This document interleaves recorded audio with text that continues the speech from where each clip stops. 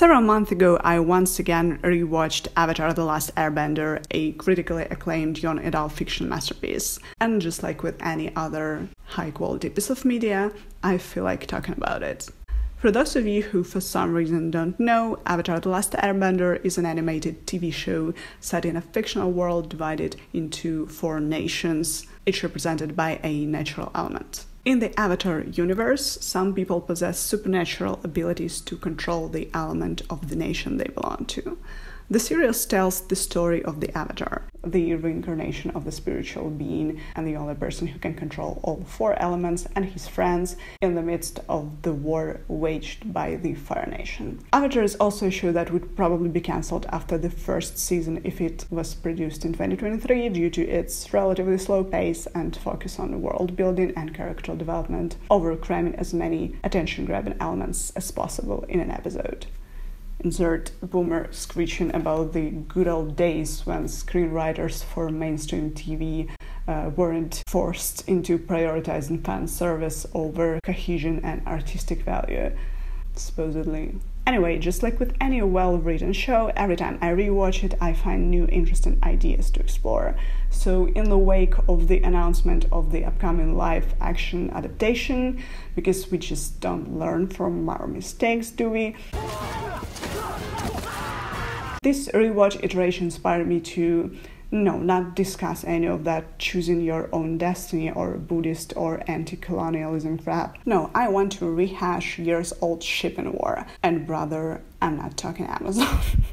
Jokes aside, I don't have any intention to stir drama or have any sort of honestly serious, in-depth discussion of the Avatar fandom dynamics. Full disclosure, I was and am not an active part of the Avatar fandom. I didn't have a PC or an internet connection when the show was airing, so I couldn't possibly participate. That's what living in a post-Soviet country does to a person. So I won't be offering any sort of insider perspective, and I also won't be commenting on the alleged toxicity from some members of the fandom. I just want to have fun with what I believe is supposed to be a light-hearted topic of whether or not 2 cartoon characters should have dated. And yeah, major spoilers for the whole show ahead.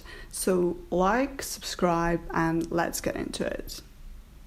As most of you probably guessed, I'm going to talk about Zutara. Derived from the names of 2 key characters, Zuko and Katara, it was, and to some extent, to my surprise, still is, a popular ship within the Avatar: The Last Airbender fandom, with some fans being deeply invested in the notion that the writers have made a mistake for not making their relationship happen in the actual story. For the uninitiated, shipping, according to Vox, is rooting for 2 characters to get together romantically. Sometimes old-school fans will write ship with an apostrophe. To acknowledge that the terms are derived from relationship. I just love this article. They're just like breaking it down for the average live, laugh, love millennial reader. It's so precious. Shipping comes from the X-Files fandom, which coined the concept in the 90s to describe fan reaction to the interminable UST, unresolved sexual tension, between Mulder and Scully. If you ship a pair of characters, they become a ship and you become a shipper. Often the shippers behind different ships fight for dominance within a fandom. These are called ship wars. So where did the idea of shipping Zutara come from? If you watch the show, you probably don't need an explanation, but if I need to give one, the characters arguably have chemistry, and the show, intentionally or not, who knows, includes a lot of moments that can be interpreted as hints at the romantic potential. In Avatar Extras, an Avatar-related Nickelodeon event where Avatar: The Last Airbender episodes have been shown along with the commentary from the creators, it supposedly revealed that they considered the possibility of Zuko and Katara ending up together. I haven't watched Avatar Extras myself, but according to the fandom wiki, the tone of the whole thing is pretty ironic, so it's hard to say if it was any sort of earnest reveal or they're just teasing the fandom knowing the popularity of the ship. In any event, you don't have to dig too deep for evidence of the creators flirting with the idea of the two getting together, regardless of whether it was ever considered an endgame option. I see you work things out with your girlfriend. I'm not my girlfriend! For example, Avatar makes a meta commentary on how the relationship between Aang, Katara, and Zuko is perceived in the iconic The Amber Island Players episode, in which the main characters go to see a play about their own adventures. The play is created in the Fire Nation lands, so it's basically a retelling of the Avatar done in bad faith, where characters are caricatures of themselves. In it, Aang, spoiler alert, who in the actual fictional reality has a complicated romantic relationship with Katara, is played by a girl. The play depicts their relationship as purely platonic, and Katara's choice of Zuko as a romantic partner over him is shown as an obvious choice. I have to admit, Prince Zuko, I really find you attractive. Wait, I thought you were the Avatar's girl. The Avatar? Why, he's like a little brother to me. The play is clearly an illustration of the Fire Nation's chauvinistic ideology spilling into the way they choose to mock their enemy in their fictional propaganda, and that is shown to play into Aang's insecurities. This part of the episode explores the audience's, the real Avatar, The Last Airbender audience's reception of the dynamic of the relationship between the two, and encapsulates the, let's be real, actual basis for Zutara's existence in the fandom. Aang is not masculine enough, both in terms of his appearance and his personality.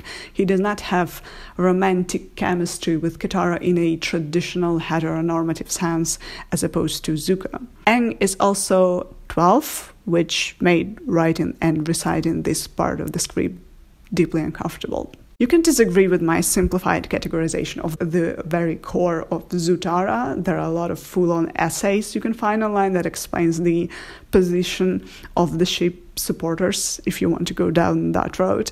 But I stand by my take. In any event, many fans weren't pleased with the endgame choice. Let me explain why they're all wrong. I couldn't sit like that any longer. He's so precious.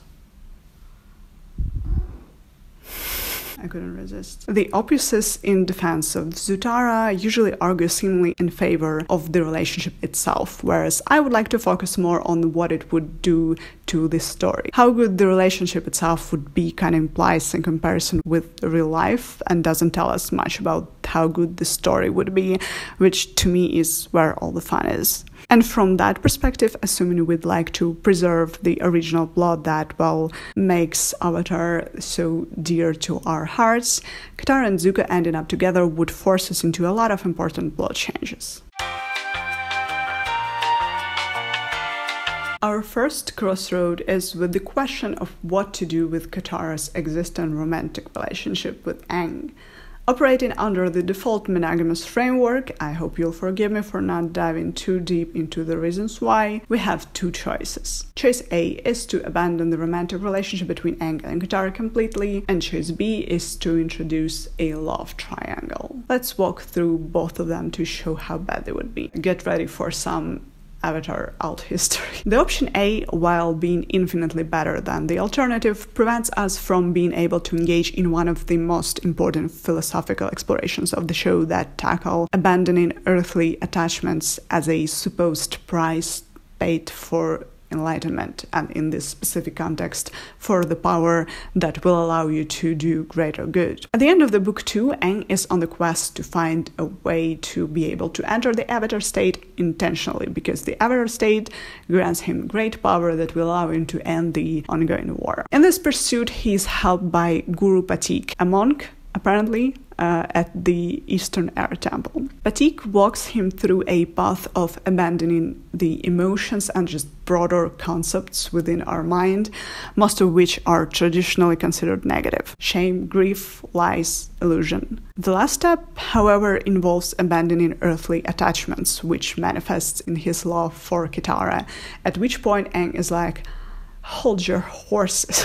He changes his decision several times, ultimately ending up refusing to give up Katara. One of my favorite YouTubers, Big Joel, has a great video about this part of the Avatar plot where he questions this assertion that is laid out by Guru Patik.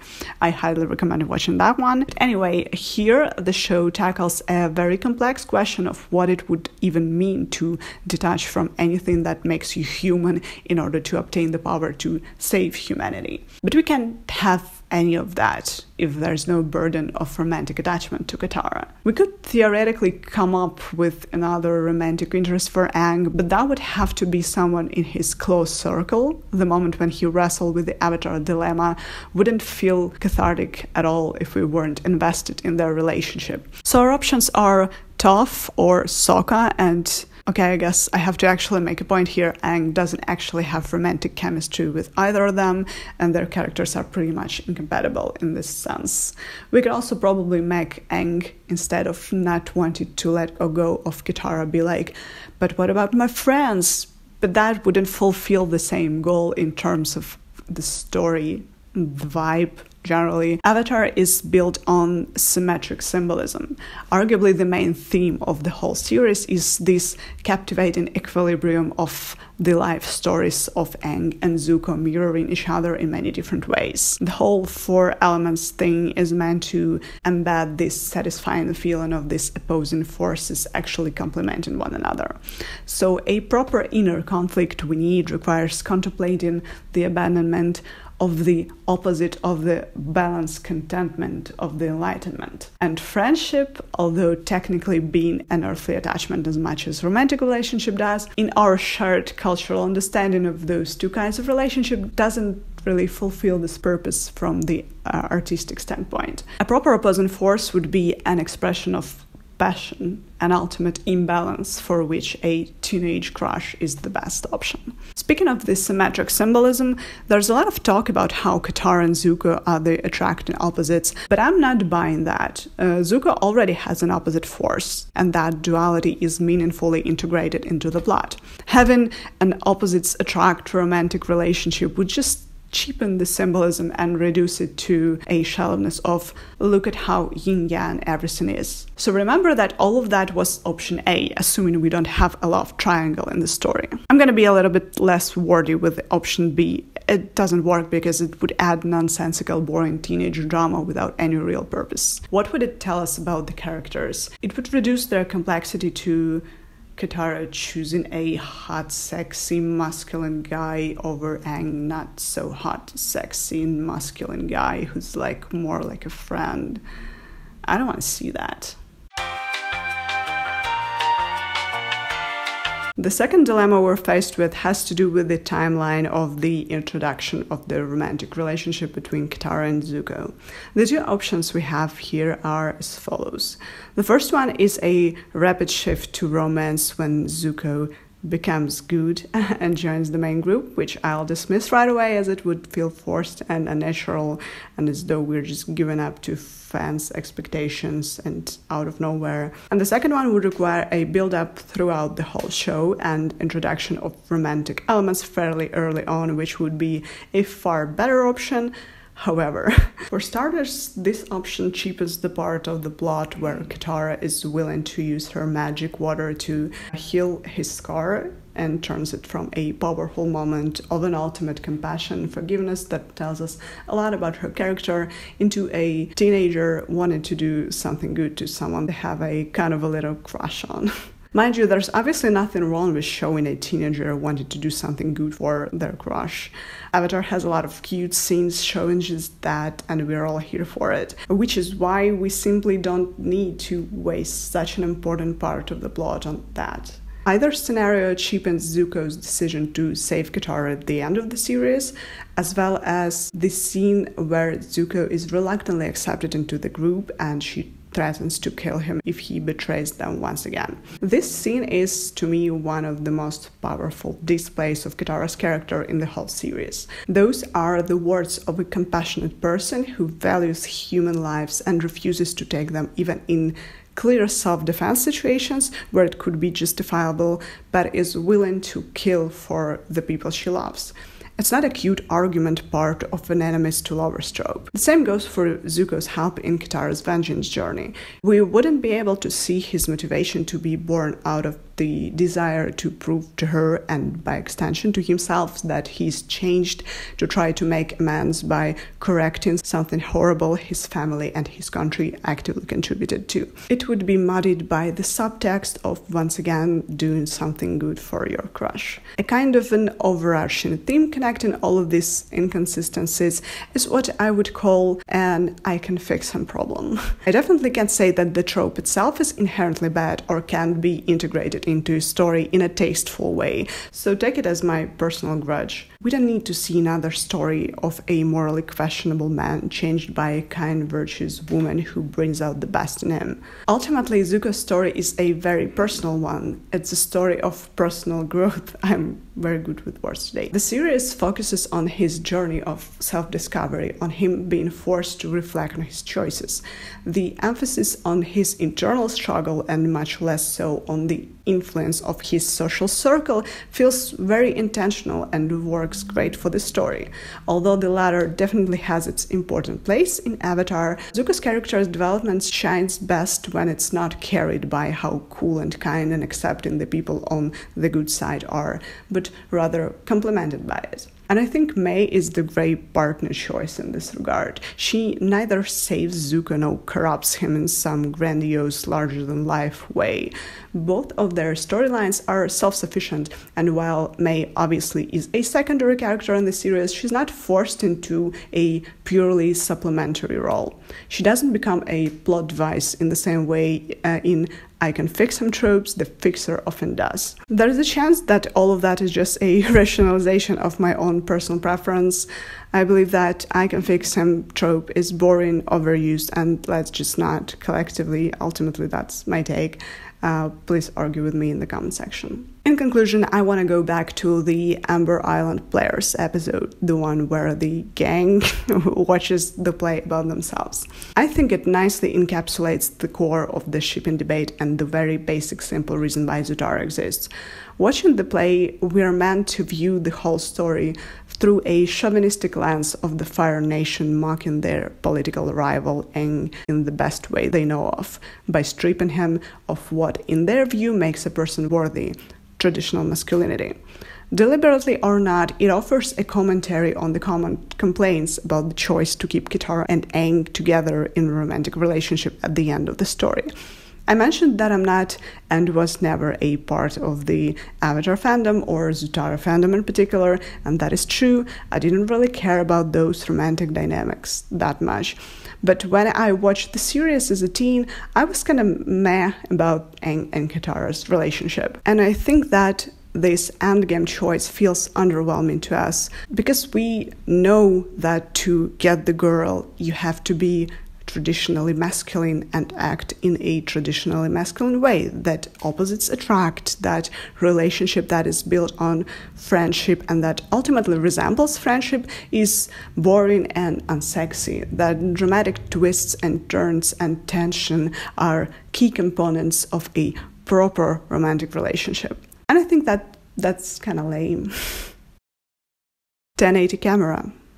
Yay. I hope it will remain 1080 after I edit everything and nothing. Okay. Thank you for watching. I had a lot of fun making this video. I'm here for any opportunity to talk about the Avatar. And I feel like this Katara and Zuko situation is such a dorky cultural relic that it deserves all the heated discussions it gets.